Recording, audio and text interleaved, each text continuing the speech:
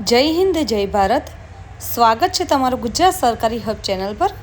આજના વિડીયોમાં આપણે વાત કરીશું બોરસદ નગરપાલિકામાં વોક ઇન ઇન્ટરવ્યૂ જે યોજાવા જઈ રહ્યું છે તેના વિશે। બોરસદ નગરપાલિકામાં સિટી મેનેજરની પોસ્ટ માટે 11 મહિનાના કરાર આધારિત વોક ઇન ઇન્ટરવ્યૂ દ્વારા ભરતી કરવામાં આવશે, જેની ઇન્ટરવ્યૂ તારીખ 18/3/2026 રહેશે। પગાર ધોરણ પ્રતિ માસ એટલે કે દર મહિને 30,000નો પગાર ધોરણ રહેશે।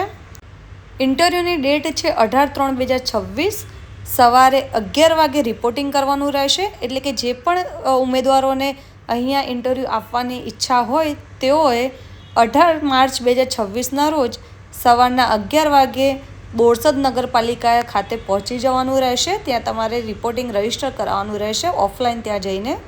શૈક્ષણિક લાયકાતની આપણે વાત કરીએ તો પોસ્ટ જે છે તે સિટી મેનેજર SWM રહેશે, જેમાં શૈક્ષણિક લાયકાતમાં BE, BTech અથવા ME અથવા તો MTech કરેલું હોવું જરૂરી છે, સિવિલ અને પર્યાવરણને લગતું।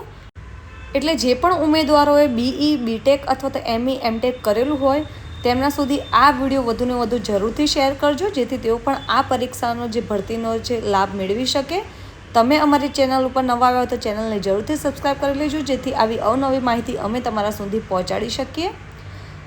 18/3/2026ના રોજ સવારે 11 વાગે તમારે બોરસદ નગરપાલિકા કાર્યાલય ખાતે વોક ઇન ઇન્ટરવ્યૂમાં હાજરી આપવાની રહેશે। એટલે જે પણ ઈચ્છુક ઉમેદવારો છે તે અહીંયા હાજરી આપીને ઇન્ટરવ્યૂ આપી શકશે। 11 વાગે તમારે રાઈટ 11 વાગે ત્યાં આગળ પહોંચી જવાનું રહેશે। ત્યારબાદ આપણે વાત કરીએ અહીંયા કે પર્યાવરણ એન્જિનિયર અથવા સિવિલ એન્જિનિયર BE, BTech કરેલું હોય તેવા ઉમેદવારો પણ અહીંયા ઇન્ટરવ્યૂ આપી શકે છે। પર્યાવરણ એન્જિનિયર અથવા સિવિલ એન્જિનિયરમાં ME, MTech વાળા ઉમેદવારો અહીંયા ઇન્ટરવ્યૂ આપી શકે છે। અનુભવની આપણે વાત કરીએ તો ડિગ્રી પછીનો ઓછામાં ઓછો 1 વર્ષનો અનુભવ ફરજિયાત અહીંયા માગવામાં આવ્યો છે, તેવા ઉમેદવારોને ફર્સ્ટ પ્રાયોરિટી આપવામાં આવશે।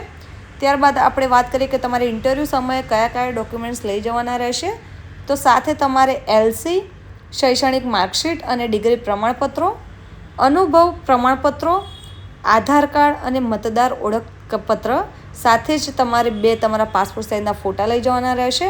અને જેટલા પણ તમારા ડોક્યુમેન્ટ્સ છે તે તમારે ઓરિજિનલ સાથે જ તમારે 2 ઝેરોક્સ સાથે લઈ જવાની રહેશે। તમારે ખાસ ધ્યાન રાખવાનું છે કે તમારી જે પણ બાયોડેટા અરજી છે તેમાં ઈમેલ ID તેમજ મોબાઈલ નંબર સ્પષ્ટ રીતે તમારે આપેલો હોવો જરૂરી છે, જેથી તેઓ આસાનીથી તમારો કોન્ટેક્ટ કરી શકે। તો જે પણ ઈચ્છુક ઉમેદવારો છે તેમના સુધી આ રીલ્સને જરૂરથી શેર કરજો। આ એક સીધી ભરતી છે વોક ઇન ઇન્ટરવ્યૂ દ્વારા। માહિતી તમને ઉપયોગી લાગી હોય તો વિડીયોને જરૂરથી લાઇક કરી લેજો। સાથે જ અમારી ચેનલ ગુજરાત સરકારી હબ ઉપર નવા આવ્યા હોય તો ચેનલને જરૂરથી સબસ્ક્રાઈબ કરી લેજો। સાથે જ અમારા વોટ્સઅપ ગ્રુપમાં જોડાવા માટે બાયોમાં લિંક આપી છે, ત્યાંથી તમે અમારા વોટ્સઅપ ગ્રુપમાં પણ જોડાઈ શકો છો।